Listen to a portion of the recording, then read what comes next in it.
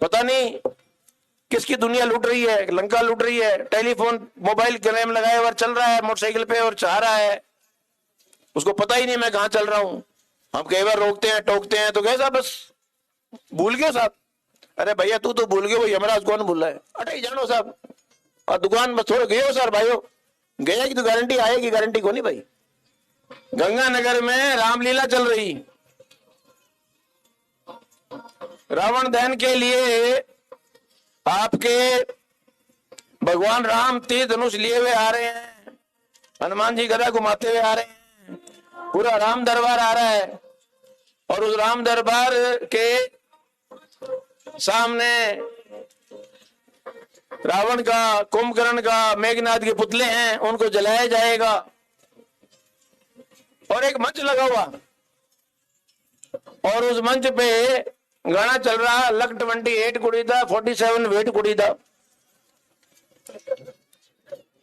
तो मैंने उस आयोजक को कहा, मैंने कहा भाई यार ये तो कम से कम शर्म करो कुछ तो, इतनी गिरावट तो मत लाओ। अब वो क्यों गंगानगर पंजाबी इलाका है भाई, पंजाबियों के बोले साहब बीड़ी नहीं कटी होती। तो मैंने कहा तुमको पीले चावल दिए तो बीड़ी कट्टी करनी है, फंक्शन करो तो घर में कर लो, और अगर पब्लिकली भी करते हो तो कम से कम एक रीति रिवाज, एक दस्तूर। हमारे गुरुजी ने कहा है जाने गीत विवाह गाइए, आते हैं तो विवाह के गीत विवाह में गाइए।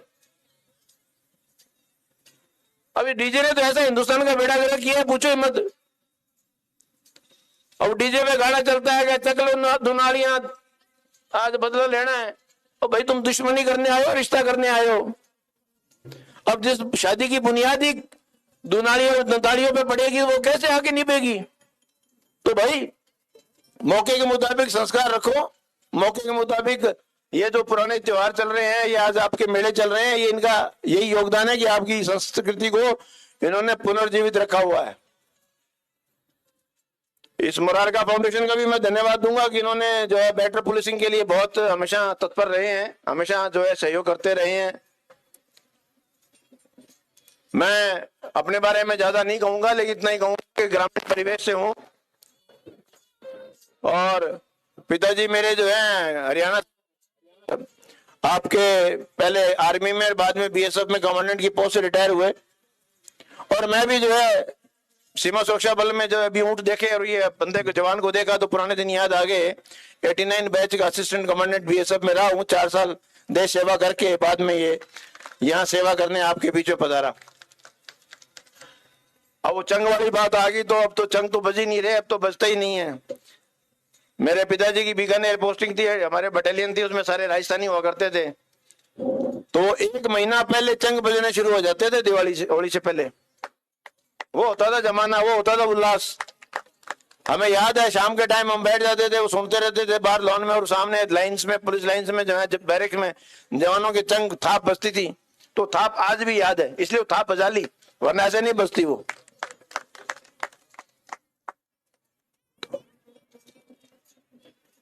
आप सब यहाँ पधारे, मैं ज्यादा समय नहीं लूंगा। हमारा एक सड़क सुरक्षा सप्ताह चल रहा है, सप्ताह क्या महीना चल रहा है, इस बार उसको लंबा कर दिया। पुलिस अधिकारी होने के नाते, एक सामाजिक प्राणी होने के नाते, एक मौजूद व्यक्ति होने के नाते मुझे बड़ा दुख होता है कि हम हमारे बनाए हुए कानून की अवहेलना करने में शान समझते हैं।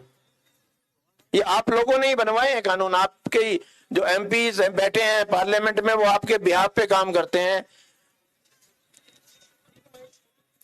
और कोई फर्क नहीं पड़ता कि मैं धारा 304 लगाऊं, 304A लगाऊं, 302 लगाऊं, लेकिन एक्सीडेंट में जिस घर का मौजूद व्यक्ति खत्म हो जाता है, वो पीड़ा केवल वो परिवार ही समझ सकता है। तो ये जो कानून बने, इन कानून की पालना करने का दायित्व आपका है। मैं सड़क पे खड़ा होके क्यों मैं आपको रोकूं और क्यों टोकूं कि आप हेलमेट लगाइए।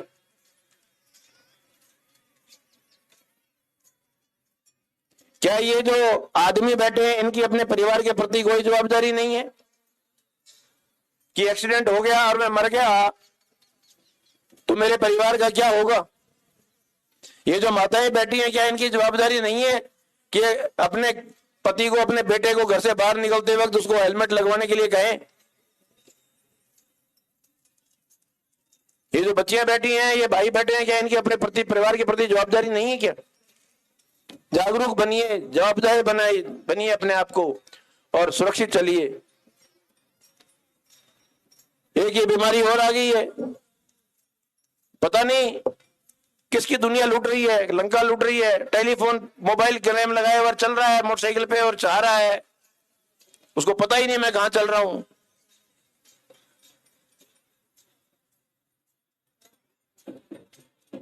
गाड़ी में सीट बेल्ट दी हुई है, उसका प्रॉपर इस्तेमाल कीजिए। हेलमेट के बारे में हमारी बहुत बड़ी भ्रांति है कि साहब हाईवे पे एक्सीडेंट होते हैं, हाईवे पे हेलमेट वाला नहीं मरता, बहुत कम मरते हैं। ये अपनी जो देसी गलियां हैं ना शहर की, इन गलियों में सबसे ज्यादा एक्सीडेंट होते हैं। हम कई बार रोकते हैं, टोकते हैं तो कहे साहब बस भूल गए साहब। अरे भैया तू तो भूल गए, वो यमराज कौन भूल रहा है? बेटा माफी कौनी, वो सेकंड चांस नहीं देता कभी भी किसी को। अटे जानो साहब, और दुकान में थोड़े गए सर भाइयों, गया की तो गारंटी आएगी, गारंटी को नहीं भाई।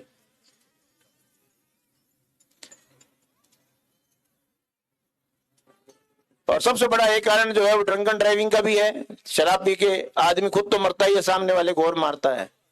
बस ऐसे आदमी को तो नरक में भी जगह नहीं मिलनी चाहिए, कि वो खुद के परिवार को तो तबाह करता ही है, सामने वाले के परिवार को भी तबाह करके जाता है।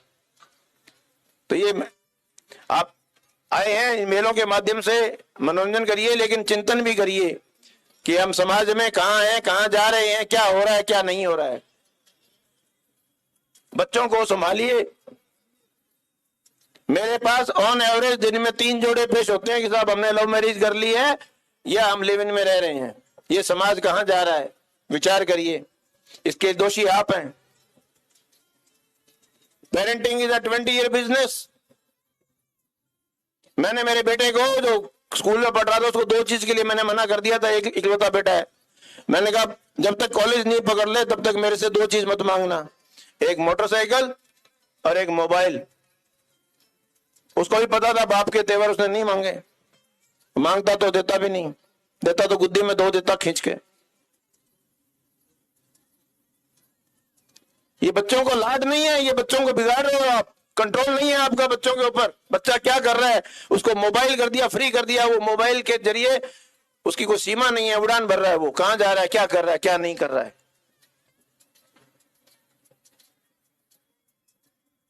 बहुत दुख होता है जब मैं देखता हूं, और फिर माँ बाप हमारे पास पेश होते हैं, रोते हैं कि साहब एक बार बच्ची से मिलवा दीजिए। बच्ची कहती है मैं मिलना नहीं चाहती। जिस साल 18 साल उस घर में रही हुई बच्ची अपनी मां से मिलने से मना कर देती है। ये समाज है हमारा। ये हमने बच्चों को प्यार दिया है, ये लाड पाल किया है हमने, ये हमने बच्चों में कॉन्फिडेंस जनरेट किया है, ये बच्चों की हमने परवरिश की है। चेत जाइए बीबी, आप जागिए, चेतिए। बच्चों के दोस्त बनिए, बच्चों को उनके सुख दुख में, उनके हर चीज में उनको शामिल करिए। कुछ बातें मेरे मन में आई थी समाज के नाते, एक अधिकारी के नाते, एक मुखिया के नाते, मैं जो देख रहा हूं हो रहा है, इसलिए मैंने अपने उद्गार प्रकट किए। आप इस में आए हैं, उत्सव में, उत्सव मनाइए। जीवन एक उत्सव होना चाहिए। अपनी परंपराओं को जीवित रखिए। परंपराएं अच्छी हैं, लेकिन जो एक बात बताई वो परंपरा में अगर गलत है तो उसको हम प्रदर्शन नहीं कर सकते। आज मारवाड़ में मनवार है अफीम की, इसका मतलब नहीं हमें अफीम घोल के बैठ जाएं। समाज में मान्यता हो सकती है, लेकिन इलीगल है। अगर स्मोकिंग इलीगल है, हुक्का इलीगल है, तो इलीगल है, उसको प्रदर्शित नहीं कर सकते हम किसी भी आड़ में गलत काम को पॉजिटिव पेश नहीं कर सकते और करना भी नहीं चाहिए। गलत ही रहेगा। नशा गलत है तो है, उसको किसी भी रूप में हम सही नहीं ठहरा सकते। वरना अगर भांग और गांजा अगर सेवन लायक होते तो हमारे भगवानों ने पुराणों में पहले लिख दिया होता कि बेटा खूब चिल्लम भर भर के पियो, मजे करो, ऐश करो। किसी भी धर्म में नहीं कहा, नशे को सब धर्मों ने बुरा बताया है।